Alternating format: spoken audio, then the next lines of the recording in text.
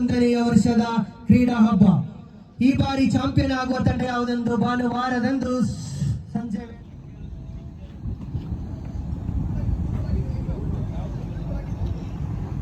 ನೋಡಿ ಆಡುವಂತಹ ಆಟಗಾರರಿಗೆ ಧ್ವಜಾರೋಹಣ ಕಾರ್ಯಕ್ರಮವನ್ನು ನೆರವೇರಿಸಿದ್ದಾರೆ. ಸರ್ವ ಅತಿಥಿಗಳ ಸಮ್ಮುಖದಲ್ಲಿ ಇದೀಗ ಈ ವರ್ಷ ಶಟಲ್ ಬ್ಯಾಡ್ಮಿಂಟನ್ ಕ್ರೀಡಾಕೂಟ ಸಹ ಈ ಪಂದ್ಯಾಟದಲ್ಲಿ ಆಯೋಜನೆಯನ್ನು ಮಾಡಲಾಗಿದೆ. ಈ ಒಂದು ಕಾರ್ಯಕ್ರಮ ನಮ್ಮ ಈ ಕುಶಾಲನಗರದಲ್ಲಿ ನಡೀತಾ ಇರತಕ್ಕಂಥದ್ದು ವಿಶೇಷ. ಕ್ರೀಡೆ ಪ್ರತಿಯೊಬ್ಬ ಮನುಷ್ಯನ ಅವಿಭಾಜ್ಯ ಅಂಗ.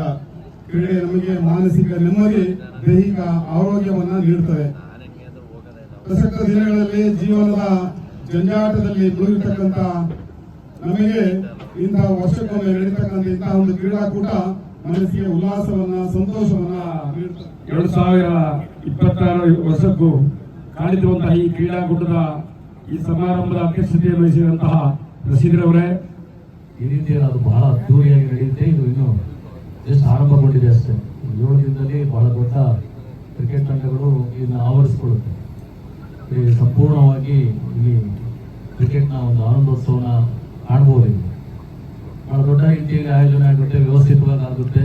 ಯಾವುದೇ ವಾದ ವಿವಾದಗಳಿಗೆ ಆಸ್ಪತ್ರೆ ಇಲ್ದಿದ್ದ ಹಾಗೆ ಈ ಕಾರ್ಯಕ್ರಮದ ಆಶಯಗಳಿಗೆ ಪ್ರಾರಂಭ ಮಾಡಬೇಕಾದ್ರೆ ಒಂದು ಐಕ್ಯತೆ, ಅನ್ಯೋನ್ಯತೆ, ಬಾಂಧವ್ಯ ವೃದ್ಧಿ ಆಗಬೇಕು, ಪರಸ್ಪರ ಮಿಲನಗೊಳ್ಳಬೇಕು, ಪರಸ್ಪರ ಒಂದಷ್ಟು ಸಂವಾದಗಳ ಮೂಲಕ ಒಂದಷ್ಟು ಒಗ್ಗಟ್ಟನ್ನ ಮತ್ತು ಒಂದು ಸಂದೇಶವನ್ನು ಸಹಜವಾಗಿ ಸಂದೇಶವನ್ನು ಕೊಡಬೇಕಾದ ಸಂದೇಶಗಳನ್ನು ಕೂಡ ಈ ರೀತಿಯ ಕಾರ್ಯಕ್ರಮದ ಮೂಲಕ ಯಾರಿಗೆ ತಲುಪಬೇಕು ಆ ತಲುಪಿಸುವ ಕಾರ್ಯಕ್ರಮಗಳು ಕೂಡ ಇಂಥ ಕ್ರೀಡಾ ಪಂದ್ಯಗಳ ಆಯೋಜನೆ ಮೂಲಕ ಆಗ್ತಾ ಇದೆ. ಕುಶಾಲನಗರದಲ್ಲಿ ಇದು 2ನೇ ಬಾರಿ ಆಯೋಜನೆ ಆಗಿದೆ. ಇದು ಗಡಿಭಾಗ ಅಂತ ಹೇಳಿದ್ರು ನಮ್ಮ ಇಸ್ಮಾಯಿಲ್ ಅವರು. ಇದು ಗಡಿಭಾಗ ಅಲ್ಲ, ಇದು ಕೊಡಗಿನ ಗೇಟ್ವೇ ಆಫ್ ಕೊಡಗು, ಹೆಬ್ಬಾಗಿಲು, ಕೊಡಗಿನ ಹೆಬ್ಬಾಗಿಲು. ಹಾಗಾಗಿ ಇದು ವಾಣಿಜ್ಯ ನಗರಿ, ಶೈಕ್ಷಣಿಕ ನಗರಿ, ಪ್ರವಾಸೋದ್ಯಮ ನಗರಿ, ಕೈಗಾರಿಕಾ ನಗರಿ ಇತ್ಯಾದಿಗಳಿಂದ ನಾವು ಇದನ್ನ ಕರೆದು ಆನಂದಿಸ್ಕೊಳ್ತೀವಿ.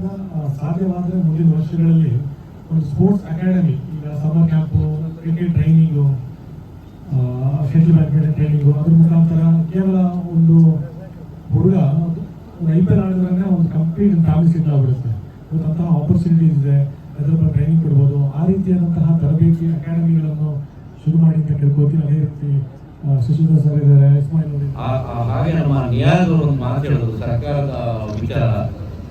ಈ ಒಂದು ಈ ಗುಂಡ್ರಾ ಕ್ರೀಡಾಂಗಣ ಎಂದಿದ್ದಕ್ಕೆ ನಮ್ಮ ಮನೆಯ ಶಾಸಕರು ಒಂದು ದೂರದೃಷ್ಟಿ ಯೋಚನೆ ಇಟ್ಕೊಂಡಿದ್ದಾರೆ. ಖೇಲೋ ಇಂಡಿಯಾ ಜೊತೆ ಟೈಅಪ್ ಮಾಡಿ ಸೆಂಟ್ರಲ್ ಗವರ್ಮೆಂಟ್ ಜೊತೆ ಇಲ್ಲಿ ಬರುವಂತ ಒಂದು ಸ್ಪೋರ್ಟ್ಸ್ ಕಾಂಪ್ಲೆಕ್ಸ್ ಮಾಡಬೇಕು. ಇಂಡೋರ್ ಔಟ್ಡೋರ್ ಕೊಡಗು ಜಿಲ್ಲೆಯ ಅತ್ಯುತ್ತಮವಾದ ಒಂದು ಉನ್ನತವಾದ ತರಬೇತಿ ಕೇಂದ್ರ ಮತ್ತು ಮನೋರಂಜನಾ ಕೇಂದ್ರ ಕ್ರೀಡೆಯಿಂದ ಆಗಬೇಕು ಅನ್ನೋ ಒಂದು ಯೋಜನೆಯೊಂದಿಗೆ ಅವರು ಮಾನ್ಯ ಮಂತ್ರಿಗಳಾದ ದಿನೇಶ್ ಗುಂಡೂರಾವ್ ಹತ್ರ ಮಾತಾಡಿ ಸೆಂಟ್ರಲ್ ಗವರ್ಮೆಂಟ್ ಇಂದ ಟೈಅಪ್ ಮಾಡಿ ಫಂಡ್ ಮಾಡುವಂತ ಯೋಜನೆನ ಆಲ್ರೆಡಿ ಚಾಲ್ತಿಯಲ್ಲಿ ಇಟ್ಟಿದ್ದಾರೆ. ಎಲ್ಲ ಸರಿಯಾದ್ರೆ ಸರ್ಕಾರದಿಂದ ಅನುದಾನ ಬಂದ್ರೆ ಕೊಡಗು ಜಿಲ್ಲೆ ಈ ಒಂದು ಕ್ರೀಡಾಕೂಟವನ್ನು ಯಾಕೆ ಆಯೋಜಿಸಿದೀವಿ ಅಂದರೆ, ಅದಕ್ಕಿಂತ ಮುಂಚೆ ಒಂದು ಮಾತಾಡ್ತೀನಿ. ಮೊದಲು ನಾವು ಎಡಪಾದಲ್ಲಿ ಕೊಡವ ಮುಸ್ಲಿಂ ಫ್ಯಾಮಿಲಿ ಕಪ್ ಅಂತ ಆಯೋಜಿಸಿದೆವು 2003ರಲ್ಲಿ. ಆಗ ನಮ್ಮ ಊರಿನ 8 ಫ್ಯಾಮಿಲಿಗಳು ಈ ಒಂದು ಪಂದ್ಯಾವಳಿಯಲ್ಲಿ ಭಾಗವಹಿಸಿದಾಗ ನನ್ನ ಮನಸ್ಸಿನಲ್ಲಿ ಉದ್ದೇಶಿಸಿದೆ ಏನೆಂದರೆ, ನಾವು ಫ್ಯಾಮಿಲಿ ಆಡಿದರೆ ಸರಿಯಾಗೋದಿಲ್ಲ. ನಮ್ಮ ಕೊಡಗಿನ ಎಲ್ಲ ಮುಸಲ್ಮಾನ ಬಾಂಧವರು, ಮುಸಲ್ಮಾನ್ ಅಂದರೆ ಅದರಲ್ಲಿ ಶಾಫಿ ಇರ್ಬೋದು, ಹನಫಿ ಇರ್ಬೋದು, ಬ್ಯಾರಿ ಇರ್ಬೋದು, ಎಲ್ಲ ಮುಸಲ್ಮಾನವರು ಒಂದೇ ಪ್ಲಾಟ್ಫಾರ್ಮ್ ನಡೆಯಲ್ಲಿ ಆಡಬೇಕು ಎಂಬ ಒಂದು ಉದ್ದೇಶದಿಂದ ಆ ಒಂದು ಫ್ಯಾಮಿಲಿ ಎಂಬ ಇದನ್ನು ಬಿಟ್ಟು ಕೊಡಗು ಮುಸ್ಲಿಂ ಕಪ್ ಅಂತ ನಾವು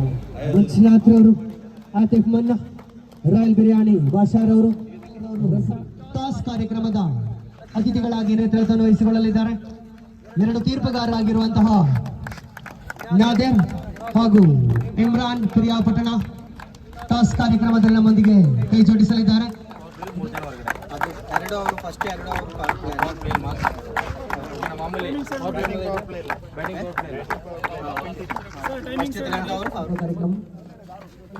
ಆಟಗಾರರಿಗೆ ಬ್ಯಾಟಿಂಗ್ ನಲ್ಲಿ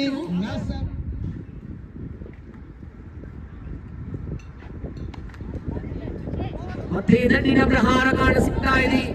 ಬಹಳ ಹೊಂದಾಣಿಕೆ ಆಟ ಪ್ರದರ್ಶನ, ಜೋಡಿ ಆಟಕ್ಕೋಸ್ಕರ ಆಟಗಾರರು ಕೂಡ ಸಿದ್ಧತೆಯಲ್ಲಿರಿ. ಮೊದಲ 2 ದಾಂಡಿಗರು ಕಳೆದ